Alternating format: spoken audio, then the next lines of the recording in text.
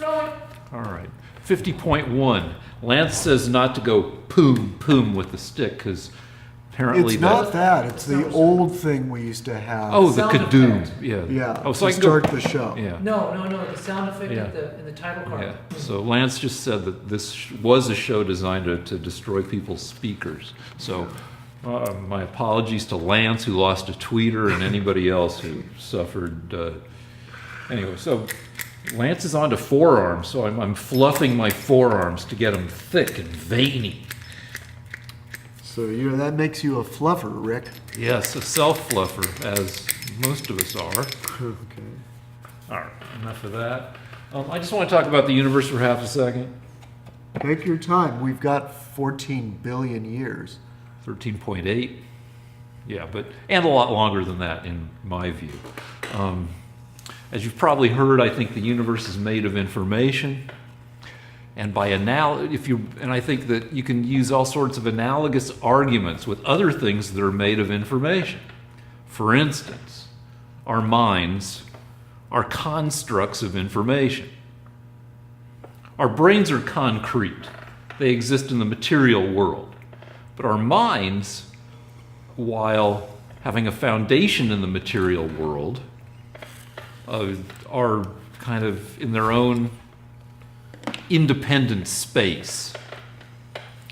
But you can argue by analogy that our minds need physical support. They don't exist independent of anything. They don't float in their independent space without a material construct, our brains, and the rest of the world that supports our brains, to allow that information to exist in the form of our minds. Also, our minds, the information in our minds pertains to something. Our minds aren't entirely self-referential or non-referential. Our minds describe to us, and if you buy Lisa Feldman Barrett's argument that their main job is to predict, they describe and they predict the world to help us better deal with it.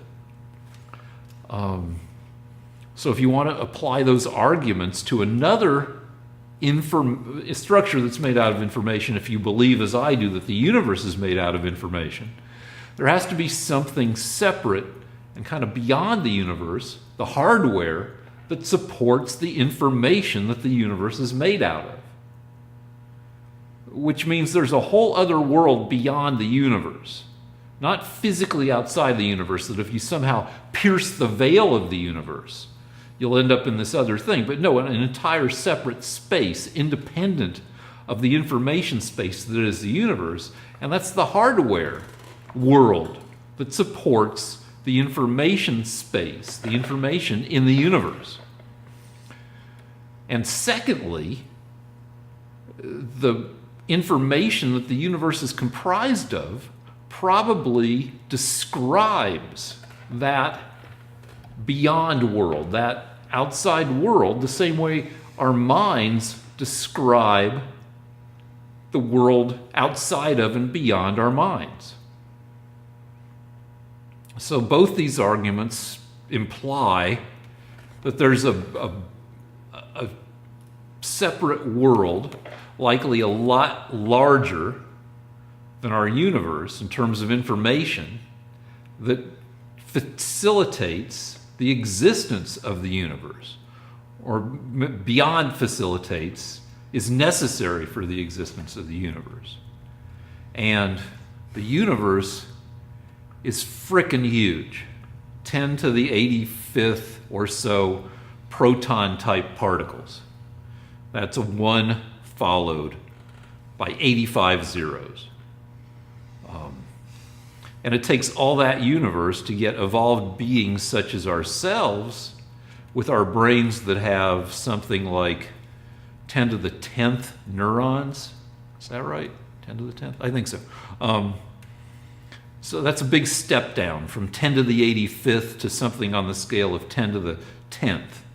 So whatever would contain or facilitate or make possible the universe with its 10 to the 85th particles is likely to be, have well over 10 to the 100th particles, more like 10 to the 150th, or who knows how big and how old.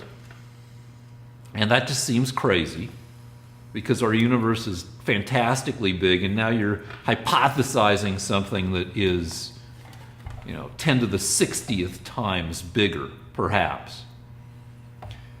And then you're kind of hypothesizing, well, what contains that universe? Something that's 10 to the 60th times bigger than that even. And a whole ladder all the way on up to not quite infinity. Infinity's a pain in the ass because, but anyway, this ladder of increasing bigness. But if there's no rule against any finite-sized universe, that means you can have universes of arbitrary bigness, all the way up to, but not including, infinity. Any finite-sized universe, even if it's fantastically frickin' big. Okay, enough of that. No, there's more. Okay. I just wanted to tell you that among the ladies, I'm known as the ladder of increasing bigness. Nice. Real quick, Rick, can you briefly define the periodic table? Yeah, it was. Just say it again, repeat the question. Yeah, the periodic table is just an arrangement of all the elements that exist on Earth and by extension throughout the universe. First developed by Dmitri Mendeleev, a Russki, who noticed similarities among certain elements. I'm not sure which ones clued him in, but the noble gases all occupy a column in the periodic table. These are gases that I think have their outer electron shell all filled, so they don't interact very easily. But and then there are metals and anyway, you can group. He noticed that there were regularities among certain elements, and then this gave him an idea that you could arrange the elements in a certain order, and that's the periodic table. Periodic because elements have of increasing atomic weight, which is protons plus neutrons. Elements have an increasing number of protons in the nucleus when they're arranged that way. And the more protons you have, the more electrons you have orbiting in a quantum mechanical way around the nucleus. And there are certain numbers that can fit into the outer shell of electrons, and it is 2n squared. For instance, the smallest shell is n. Start with n being 1. You square it, and you get 1 again. And 2 times that means the smallest electron shell has a maximum of 2 electrons in it. When that's filled up, you go to the next shell, which is 2n squared. N is 2, square it, you get 4 times 2 gives you 8. So then you have an electron shell of 8. And then you have an electron shell of 18, and with some other little stuff going on. But it's however many electrons are in this outer shell that largely determines the chemical behavior of the element, what stuff it combines with, how easily it combines. And this Russki in the 19th, was it 19th? It has to be, century is the guy who figured it out. And so and it's an easy way, if you want to say science, if you're doing a shitty production of a high school movie or of a porno and you want to say science, you just put up a periodic table. And even if people don't know what it means, they will know once they see that table. Hey, science. Which leads me to plug AP Bio. I think on NBC. It's a sitcom set in an advanced placement biology class, and it's really screwed up. It's a really effed up show. It's perverse, and it's really funny, and it's probably on the bubble between being renewed and being, because it's like 30 Rock. It was maybe a little too weird. It's a little too weird to get the super high rating, but anyway, it's got that same perversity as 30 Rock. Maybe even more perversity. Like the last episode dealt with fetal pigs. Anyway, that's another show where they just said, oh, we got to make it seem like science, so they threw a periodic table up in the background, even though it's a bio class, not a chem class. But anyway, watch the show. Help it not be canceled. All right, Lance. You were going to say some stuff. Oh. Well, this might be of some amusement to people. I was having a debate on Facebook, and as an artist, one of the things artists like to debate about is the removal of statues. Now, frankly, I thought the issue was dead, except it actually isn't, because the Democrats never get tired of removing statues, so it comes up every week. And it started with Confederate statues, but it's gone on to statues of Catholics, statues of Columbus, statues of Native Americans. I heard that they want to pull down a statue of some guy. I didn't hear I heard one sentence on NPR about a guy who, a pioneering gynecologist who did experiments on, and without anesthesia and and it turned out he had to, because it was the only way to. I mean, you could always argue the merits of these things. I mean, it gets to be the point of absurdity, though. For example, they had to remove a statue of William McKinley, who basically left the world having had no impact on it whatsoever. So anyway, I like to needle the Democrats about how crazy they are, because it's a good way of showing how crazy Democrats are by bringing up the latest statue they're removing. So I thought the issue was dead, and sure enough, a Democrat artist brought up that they were removing another statue and was very proud about it, of course. And someone from Europe, because it's Facebook and it's all over the world, chimed in that they'd better not try to remove the statue of William Wallace. Now, Braveheart guy, but just for our millions of listeners that may not be aware of it, there is a gigantic statue of William Wallace, who fought the English to try to get the independence of Scotland in the Middle Ages. And he ended up having a tragic fate after a great victory, but he was captured and ultimately beheaded. So, in an effort to kid around a little bit, I said that, there's no question whoever tries to get rid of the statue of William Wallace should be beheaded. Well, why? Hold on one sec. Why would people want to pull down William Wallace? Well, if you're a Democrat, it's easy to think of 1,000 reasons, but the person writing was from Northern Europe and was just trying to say they better not go after this statue because this is really the pride of Scotland, William Wallace, he's a great patriot, and nobody better try to pull that one down. So, okay. So I said, whoever tried to do that should be beheaded. Naturally, you're making a joke because William Wallace. That should be the punishment, because that's what other punishment would you have for somebody that went after the statue of William Wallace? Now the Democrats, because they have such hatred of Republicans, fueled by the anti-Republican media and Democrat Party, all assumed that I was serious. And all the Republicans in the group knew that I was joking. So they were all clicking, ha, ha, ha. And the Democrats were all going, oh, that shows exactly what we thought about Trump supporters all along. We knew you were for beheading. You're violent and Nazi-like. This is just like what happened in South Carolina. You'll kill us all, Trump supporters. So I tried to kid around a little more just to know, because people don't know you're joking. Sometimes it's better to go a little bit over the top. So I said, look, of course I think that somebody that removes a statue should be beheaded. It's an insult to every Scotsman. It's like lifting a man's kilt.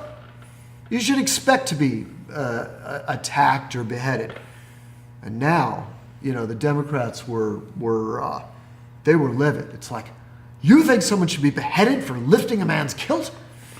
And the Scotsmen in the group were going, yeah, right, yes, we do think that. And I'm not even Scots. And people were writing to me in Gaelic, in Scots Gaelic, Scotland forever. And I was writing back, Aaron Gobrach, because that's Ireland forever. And they were going back and forth. And I realized I'm part of this. And they were saying, you're speaking in Gaelic. You're part of the white supremacist conspiracy. You really are white supremacists. So finally... Except you're speaking in the wrong language. I'm speaking in Gaelic. So finally, I actually find a clip of Tim the Enchanter from Monty Python, who is a Scottish magician. And I thought that would break everybody up. Nope. Well, these are violent videos. What's next? Peppy the Frog? And so finally, I did this. Now I have to try to find this. It's going to take a second. Finally, I said, okay. I got rid of, I'm sorry, you may have to cut for a minute. Twice you referred. There's a little promotional on Reddit there. All right, wait, no, I got it. Subscribe to Lance versus Rick on YouTube. What you're watching, just subscribe to it, geez. So after everything I went through with these people, these Democrats, telling me what a terrible person I am because I believe in beheading, I thought, all right, I'm going to go absolutely, I'm going to say this. I named the guy's name, and then I said, any man that dares to raise his hand against the great son of Scotland, William Wallace, should suffer his fate. Torture followed by beheading, drawing, and quartering. And I says his 4 quarters should be sent to his bairn. That's children in Gaelic. His name blotted out and his lands given over to his enemies. That's over to his enemies. No, none of the Democrats put this together. It's like, do we really give people's lands over to their enemies? Do we blot people's names out? What's going on here? No. They actually, this thing, that quote, has now made it all over Facebook as a quote of Lance Richland because he favors beheading. And so I should not be included in any art shows. My art should be reviled, and I'm a sexist, racist, homophobic, Islamic-phobic, white supremacist. And this is now being repeated by famous art critics. So, just to let you know... You never put a JK after any of these? With a smiley face? face? You think I should have to do that? Well, here's... No, wait, there's more. So my conservative buddies that knew like 3 days earlier, because it was a 3-day thing, have been writing me saying, listen, why don't you just tell them you're joking? And I say, I tell them this story. Lyndon Johnson was talking, the Democrat president, was talking with his political staffers about how they were going to get one of their opponents. And so Johnson said, why don't we release it to the public that this guy fucked pigs? And they say, well, we can't do that because he didn't fuck pigs. And Johnson said, I know, but let's make him deny it. So I feel like I should not have to go on Facebook and make an announcement, I don't believe in beheading and drawing and quartering people, even though I voted for Trump. Well, there's an episode of Black Mirror, another show you should watch, but you should know that already. That involves making the prime minister make love to a pig. And then wasn't there a deal where the prime minister a real prime minister did actually have to do that as part of some kind of hazing ritual or something? Rick, the larger issue is not having sex, is not copulating with porcines. I'm just saying. The larger issue is how brainwashed Democrats are. Well, You're the only Democrat I know that's willing to speak to me. well, let me say a couple things. Democrats think Republicans are evil. Republicans think Democrats are misinformed. Well, a couple things. One is you have a handicap, which is you're comedy enriched. You think you can go ahead and just make jokes about stuff because you grew up in a household led by one of the greatest comedy writers of the 50s and 60s. Thank you. And I assume there were occasional funny comments made. So sadly, all too rare. But some, and I assume they were said with a straight face because that's how you deliver a joke. No one ever said copulating porcines. No, but I just came up with I that. assume that your dad would see something on the news and occasionally make a witticism or something about that happened in the family. There'd be like a joke that would be made. Yeah, but you know what? In my family, you didn't have to go like this. That's a good one. No, because For people to know you were kidding. right. No, so you think that you can just go ahead and make jokes out in the real world. Why did the Republicans all get it, though? Well, okay, so here's my theory. Is I just read today some statistics that are highly disheartening for Democrats. That 71% of white evangelicals approve of Trump. And that make it 81% of white male evangelicals. Whereas 6 years ago, only 20% of evangelicals said that it didn't matter that a person's individual morality or individual actions didn't matter as long as they were on the correct side of politics. So that shifted by more than 50 percentage points to what they're calling utilitarian. That as long as Trump is on the side of the issues that evangelicals support, they're okay with him even though he has an unsavory history. And this is sad-making and frustrating for Democrats because I'm not a typical Democrat, but I'm probably not the only one who looks at Trump's approval ratings week after week. And they started close to 50%, and then fairly soon they dropped down into the 40s and 30s, and now they've just been hovering there in the high 30s, occasionally popping up for a moment above 40. And Which one? Which?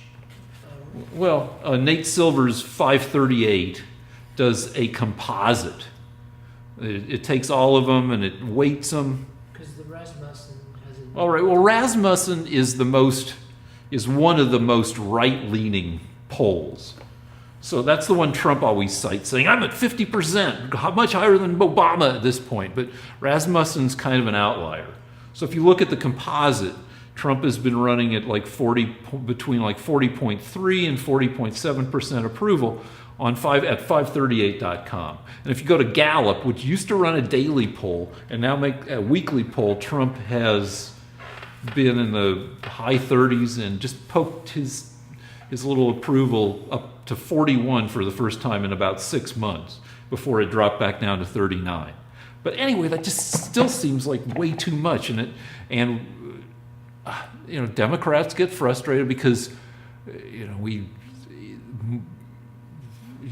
winning the popular vote, but losing a majority in the House, not getting a Supreme Court justice when Obama was president for ridiculous reasons, and Democrats, they feel like the current political situation. Now, we don't have to argue about, I'm just saying how Democrats feel. We don't have to argue about whether it's a justified feeling. I know about the Electoral College, but I think Democrats are frustrated and scared that some more stuff that feels unfair to them will happen again at the midterms. And I think this leads to, and I asked you off camera, do you think I think this leads to a kind of meanish behavior, pissy behavior. I asked you, do you think Democrats were more generous when when Obama was president? And you said, yeah. Well, to be honest with you, they, I guess they felt they could afford to be magnanimous, but it goes back to the same issue that I raised earlier, and that is every Democrat in the group thought that I favored beheading because I'm also a Trump supporter, and every Republican in the group knew that I was joking. So it's because Republicans think that that know that Republicans are not evil people, but Democrats think that Republicans are evil people, and that's because your media has brainwashed you into hating us, and partly because you don't have any issues to stand on. So that's why Democrats automatically call you a Nazi, because they can't argue in defense of Democrat policies. Well, Democrat policies are so stupid that and have failed so consistently. I disagree with all of that. Well, I've never had an argument about policy with a Democrat where they didn't just end up calling me a Nazi or an Islamophobe or a misogynist, and they usually go right to that. That's usually their first argument. You can be disagreeing about anything, global warming, whether the taxes are too high, it doesn't matter. Democrats loathe Republicans. They hate us. They think we're evil. And I don't think that about Democrats. I don't think that about any Democrats, except for, some of the ones at the higher levels. But the Democrats I know in my life are just misguided fools. And I don't hate people for being foolish. Well, I got to say, in your defense, I don't find you evil at all. Well, that's the nicest thing a Democrat ever said to me. Thank you. And in fact, when the camera stops, when Lance goes crazy and yells at me, Lance is always apologizing. You know that I don't really mean that. And you kind of mean it, but I know. But when the cameras aren't rolling, it's like stepping on a kitten. I feel so bad afterwards. It's all fluffy and soft, and it trusts you, and it looks at you. If you look at his eyes, they're very sweet. They're very deep set, but they look so sweet, and and then you just, you have to be mean to it. But I have to be mean to Rick because I'm trying to save America. Well, okay, also you are trying to make this a show about us fighting too, and it's partly for the show, and it's partly because you get pissed off. Well, I'm sorry. Well, in Lance's defense, you will argue, you will debate with anybody on Facebook or anywhere, and you will do it without going to ad hominem, without calling somebody a stupid douche. Well, the interesting thing about this group is I started my own secret Facebook group. You won't be able to find it on Facebook. But we've got about 1,200 artists and art critics, and there's only two rules. You cannot threaten anybody with physical violence, and you can't call anybody a name. But you can say they're wrong. You can support any position. You want to say Hitler is good, go ahead. You want to say Muhammad is the prophet of, go ahead. But the problem is the Democrats can't handle it. They can't handle actually disagreeing with people. So the first thing they do is try to call you a Nazi. Then you just calmly point out, just keep debating with them, and then they quit. And in their own groups on Facebook, They go on and on about Trump and how much they hate Republicans and how bad Republicans are. And if one Republican says, hey, I'm not sure I agree with that, they get banned. They get thrown out of the group. I think the lesson here is keep the F off of Facebook. Well, on Twitter, just about piggybacking off of this, and somebody else that's been getting bullied, I don't know if it's bullied or just criticized, is Kanye West. Kanye West. And do you want to talk about that? I'm not very up on it, but Kanye West, a couple days ago, said he really likes the way that Candace Owens thinks. And I hadn't heard of Candace Owens, but apparently she's some conservative writer. And I think what he was supporting, and tell me if I'm wrong, is a thing that Lance has brought up that I disagree with. That political paternalism, like being nice to the poor, with the welfare state and stuff, Lance would argue keeps people poor. That you need to make it harder to get help, to egg poor people on to get off their asses and make something of themselves. And I think that's kind of a Candace Owens kind of thing. And I think that's what Kanye was tweeting in support of. Well, let me just tell you guys a little known thing, and this is never discussed. All right, so you're hearing it here first from the inside on the Rick and versus Lance show. I live in the ghetto. I work in the ghetto. This is the ghetto where I work, and I also live in the ghetto. And I am told by the poor people that I meet that they have children on purpose to make money. And this is a very common thing. And I've heard it over and over again in all the decades I've been here. That used to be like a standard trope. Yeah, but it's real. It's real. And I can tell you there's 100 other tricks. I know people that go into the welfare office and pretend to be insane, and then they get verification that they're insane, and then they get a lifetime of disability. So all of that stuff is real. And by the way, people must have done studies as to what percent of people who receive public assistance are gaming the system in that way. Well, I actually know, because frankly, the people that would do the studies, the Democrats and the academics at universities, they don't want to know the answer. They don't want to know the answer. Well, somebody, say at the Heritage Foundation, a conservative think tank, must have. Let me put it to you this way. Right now, to bring it up to date, Trump is trying to get a bill through that says that people should have to work more to get welfare, or make more of an effort to get a job, or actually do this. In order to keep getting their welfare, they should have a job.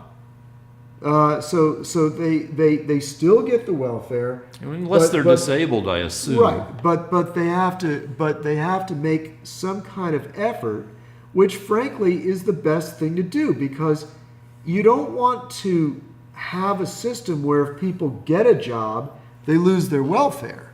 So there's no reason, so it actually works against them to get a job. What you want is people to be, is to say to people, look, you go right ahead, try to better yourself, try to get a job, we won't cut you off welfare, and maybe after a while, you'll get promoted and you won't need the welfare. But no, the Democrats don't like that. They're opposing that in Congress because they think that people should not have to be seeking a job while they're on welfare. And of course, the reason is that the Democrats want a permanent class of people that will always vote Democrat because they don't want to be cut off from their welfare. That's a pretty cynical point of view. I'd say that the Democrats... Really? Have you ever been to Chicago, Rick? You want to talk about cynical politics? All right, well, okay, there's cynical politics all over the place. But I think that a lot of bleeding heart liberals, it's not bad to have a bleeding heart. I mean, metaphorically. want people to be able to get the help they need. They also want people to be able to get the help that they paid for by paying into the system. Like entitlement programs entitlement sounds like a dirty word now, or two words. But entitlement means you're entitled to this money because you or other people paid into this system. 50% of the people in the United States don't pay income tax. And because that 50% can vote, they are becoming the burden. They are voting into office people that will tax the other 50% so that they don't have to pay taxes. Well, there's income tax and then there's Social Security tax. So, are you sure the percentage is the same? Okay, let me put it to you this way, Rick. SSDI. Rick, I am not an expert in the tax system. I will admit that on camera. I can assure you that about 50% of the people in this country are being gone easy on when it comes to paying taxes to the government. And they have figured out the inevitable problem with democracy. And that is that if you can vote in people that will continue to keep you from having to pay taxes and tax your neighbors, you'll do it. And that's what this country has become. It's become a welfare state where 50% of the people are working hard to support the other 50%. Kind of not, in that taxes are lower now than they've been since the Truman administration. Well, they may be lower, but they're not distributed evenly. There are, hell, and I know for sure because the times in my life that I've been very poor, I didn't pay any taxes. And that was most of my life. Yeah, do you like being very poor? No. No? Did you think you should have been forced to pay more taxes than you did? You're a hardworking guy. You work like 10, 12 hours a day, 6 days a week, and like a half day on Sunday. You work your ass off. Do you think really that you haven't been taxed sufficiently? I know you were pissed off about the Obamacare penalty. That's a tax. Well, let me put it to you this way. I know plenty of people that are not working hard at all. And they are those people that will vote to tax everybody else. And that's a huge percentage of the population. You can't tell me that that's not going to inevitably be a problem. Yeah, I can, because I can tell you that there are bigger problems on the horizon. Because we've had this flavor of problem. Whataboutism. We've had the idea of welfare queens since the 70s at least. They're real. In my neighborhood, there are several generations. I know people whose parents were pulling these welfare scams, whose grandparents were pulling these welfare scams, all the way back to the early 70s. And so it's a real thing, Rick. Okay, I'll give you that it's a real thing for some percentage, but I'd say that more people are helped legitimately by Social Security and entitlement and welfare, and most people move off of it. And we can Google the statistics if you want, or we don't have to because boring. But it's going to be fun 20 years from now when AI and robots have thinned out 30% more of the job world. I mean, productivity since World War II has gone up, 15-fold, 20-fold? For decades, people who like to call themselves futurists say that in the future, because of automation, we will work 20-hour weeks and 3-day work weeks, 4-day work weeks. It never happens. We're a hard-working country. Americans take less vacations, work longer hours than almost any other, first world country. We are Calvinistic. We believe in the value of work as a nation. And so, everybody still tries to work, most Americans still try to work their asses off. Yeah. But it's going to get weird when robots keep sucking up work, and it becomes harder and harder for people to find work. And people, you have weird stuff like the Etsy economy and the eBay economy, and some countries are, I think, prematurely throwing up their hands and saying, we're not going to have enough work for everybody. So, like Finland is experimenting with, guaranteed minimum wage, even if you don't work. With like 1% of their population, they're saying, here, try this. We're going to give you a certain amount of money to subsist on, even though you're not working. And I don't know how we're not going to run into those issues over the next, 20 to 50 to 100 years. Okay, well, all I can say, and then I don't have much more to say about it, is that this is exactly what the Democrats want you to be doing. They want you to be thinking of logical reasons why the government should be distributing the wealth and why people should be on welfare. Because as long as people are dependent on the government, they will keep electing Democrats who will then live luxurious lives in Washington and have power over us. And that's all the Democrat Party ever is or ever was, in the same way that that's all the communist parties and the socialist parties ever turn out to be. They pretend they're going to help you by making the government give you money, and you just give them power, and they'll take care of you. And then they get into government in Venezuela and Cuba, and what do? They live lives of luxury. And that's, you're buying it. You're buying it. And you know what? There's always a good reason.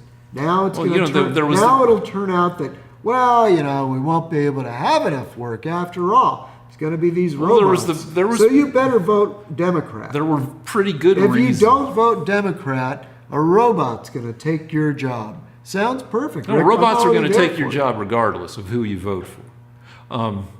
There were very good reasons that the welfare state came into being in the 1930s during the Great Depression. And under the welfare state, we fought and won World War II. We became the most prosperous nation. I mean, we became It had nothing to do with welfare. No, but I mean, it didn't cut off our balls. The welfare state that you guys like to call it, it didn't turn America into an idiocracy of layabouts. We became the most productive nation on earth. We fought and won huge wars. We went to the moon. We developed great computer hardware, software, the greatest entertainment industry in the world. We still work our asses off. Your patriotism is touching.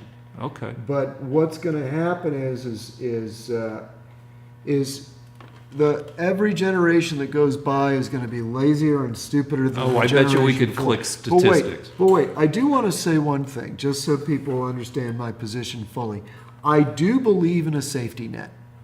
So I'm very happy that some of my broke friends in this ghetto that I work in are able to see a dentist, they're able to see doctors, and they were able to do this long before Obamacare. So I do think that there should be a minimum of welfare for people that are destitute. Which, by the way, is what most Republicans think as well. Right, compassionate conservatism, a nice time to break. Yes, go ahead. Maybe you want to say for the next segment, do you want to do the jewelry? Jewelry? Yeah, we could start with that. For no good reason, but yeah, it's interesting. You want to end with that? Yeah, but let's break now. All right. Tired? A little bit, yeah. I mean, just because if we break, we've had so many interesting. Maybe we can end with this. All right. Do you want to human interest story and start? Okay.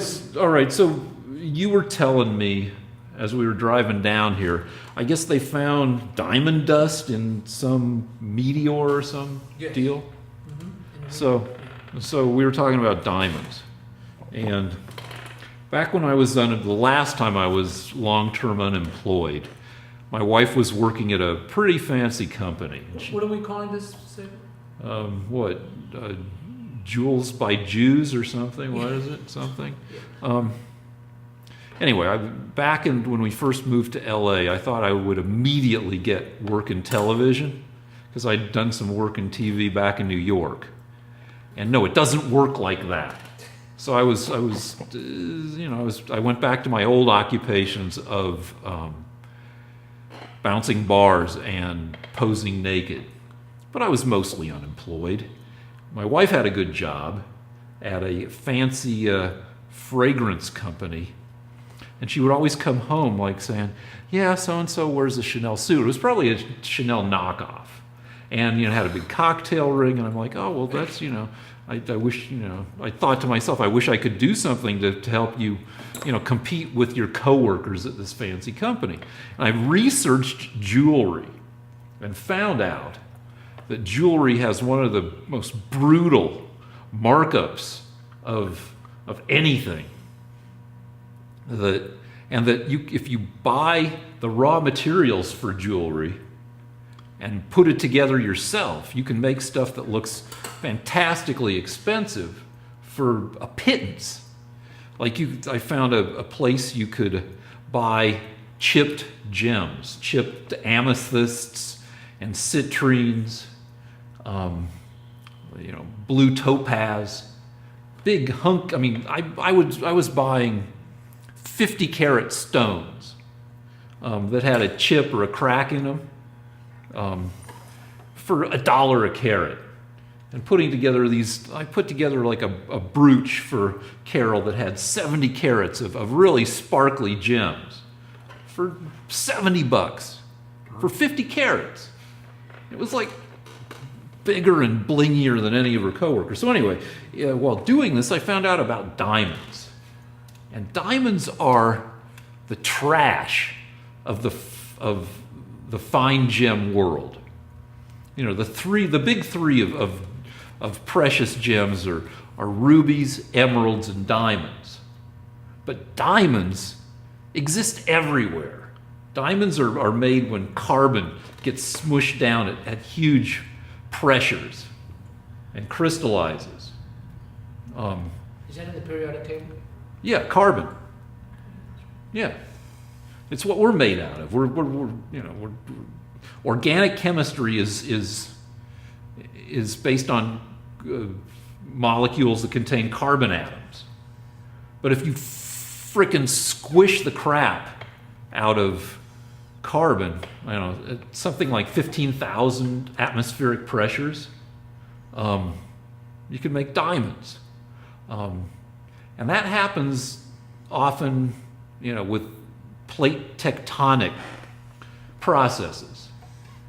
Continents moving around, and under the magma, like stuff that's, under the Earth's skin, there are crazy pressures. And when volcanoes happen and stuff, there's upthrusts of this deep stuff that's been squished, and you get, any place you've got like volcano act. Anyway, great rubies and emeralds only show up in a few places in the world. Like great emeralds, you can find them in Colombia. You can find a lot of rubies and sapphires in like India and stuff, and they're rare. But diamonds are frickin' every place.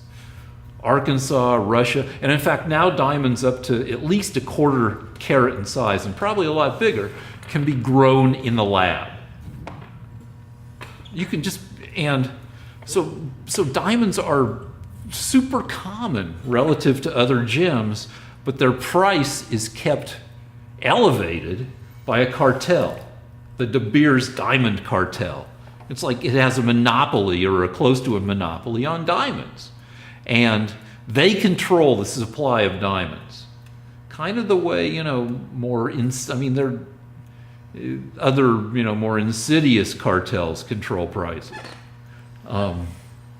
It's hard you can't engage in the diamond trade without working with the cartel. And for a while, they weren't allowed to operate in the United States because they were a little bit too cartel-y. But diamonds are, they're artificially expensive. The cartel came up with the idea of diamond engagement rings at the beginning of the 20th century. And now everybody needs a diamond engagement ring. And that's great for the cartel because diamonds generally aren't resold, gem quality diamonds. You buy the engagement ring and you hope your marriage lasts forever, and then your ring gets passed down, after 50 years, and that's a diamond that's never resold. And then they came up, over the years, the cartel has come up with all sorts of ways to move diamonds of various sizes. When they had a glut of, 0.2 carat stones in the 80s or somewhere around there, the 90s maybe, they came up with the diamond tennis bracelet, which requires like 36 or 40 little, quarter carat diamonds. And more recently, they have the diamond friendship ring, which is like 2 half-carat diamonds. And anyway, they push all these products. They've had for 100 years, they've had very effective advertising that equates diamonds with the truest, most purest form of love. And in fact, diamonds aren't even forever. They're close to forever. But diamonds actually, since they're under such high pressure, they evaporate eventually. A diamond will evaporate in about 4.5 billion years. Just every once in a while, because the diamond has been created under super pressure, like one carbon atom will get a little loose and go ping and fly off. So that after 4.5 billion years, your diamond has evaporated. But the good news is you can take it back to the store. So anyway, that's diamonds. So are diamonds a girl's best friend? Well, they're good because you can take diamonds and put them up your butt or another orifice if you're fleeing for your life and you need portable wealth. So in that way, they are a person's best friend under dire circumstances, though you won't get anywhere near back in money what you paid for those diamonds. But that's probably true for anything that you can stuff up your butt. All right, let's break.